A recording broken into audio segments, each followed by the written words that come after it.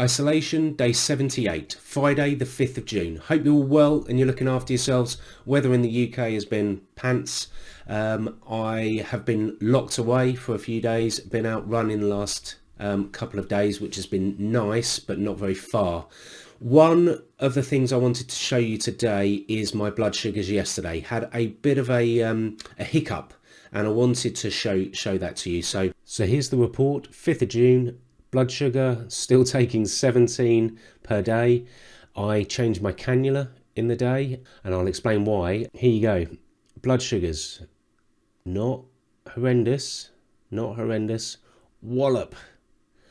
There you go. So let me show you. Average blood glucose 5.4, pretty good. Daily carbs, I only ate twice in the day because I didn't want to eat too late, and this 7 o'clock took quite a long time to come down, so I didn't want to eat 8-9 o'clock because of the dawn phenomenon. Now I managed to stop that. Here you can see my blood sugars didn't rise in the morning or throughout the night. Pretty damn happy with that. So let's look a little bit further down and I'll show you. Bloods are good. 1 o'clock in the morning 4.9, 5 o'clock 4.1, 4.1, 4, 5.8, 5.1, then I had breakfast. So to be honest, that's pretty damn good. So I'm confident that now, as long as I eat earlier on in the evening, so we're talking probably no later than about 7:30, 8 o'clock at the very latest, then I don't get that massive hike that I got for a couple of days. And I've tested that for the last couple of days, as I mentioned yesterday.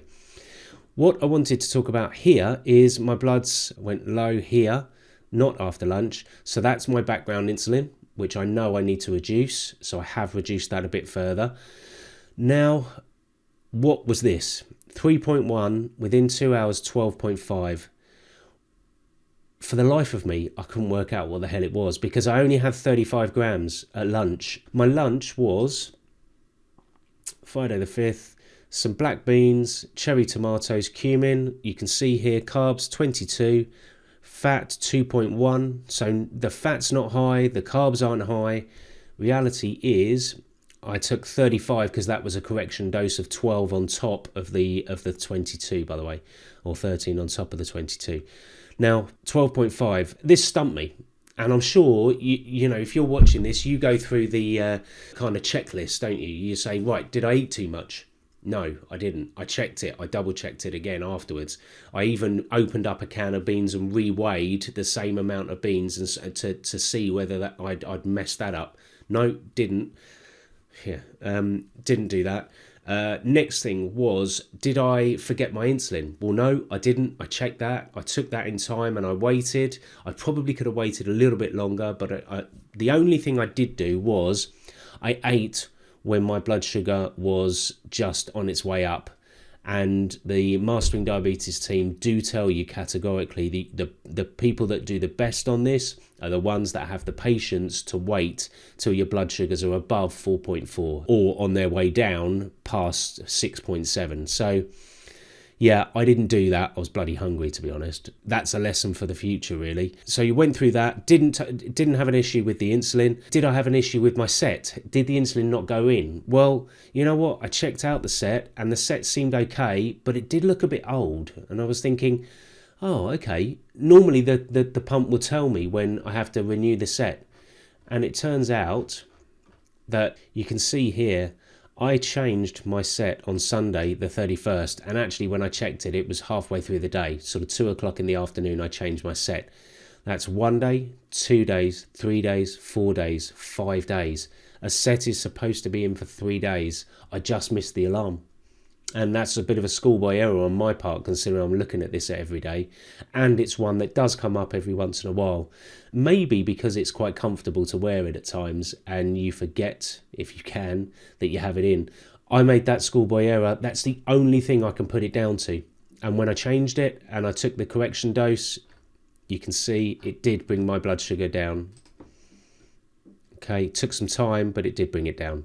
For those of you that don't know, the set that goes into the pump that actually transports the insulin into your body is made of plastic.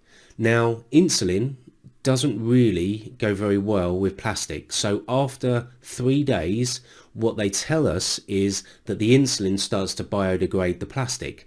Now, that would make you think, oh, does it get a leak? But actually what happens is that the plastic degrades inside, and then it will block the insulin going into your, from the pump into you. And that's what has happened, I think, to me, and that's what I believe has happened. So I'll keep a check on it. I don't think it was down to the blood sugars. I think it was just the fact that I've had a bit of a schoolboy error in relation to not picking up when my set needs to be changed. What I would say is this is just another example of one of the many things that you can get wrong. And believe me, it doesn't matter how many years you do this, you still get things wrong. And you can see it, and you've witnessed it over the last 78 days if you watch them. How many times have I got stuff wrong in 78 days? Lots. An awful lot. And is it painful to see? Yes. Am I going to beat myself up about it? No, not hugely. Annoying as hell at the time because I'm a bit of a control freak. But the reality is, you know what? This is kind of part and parcel of it. We'll reapproach tomorrow. Have a good night. Look after yourselves. I'll catch up with you tomorrow, okay?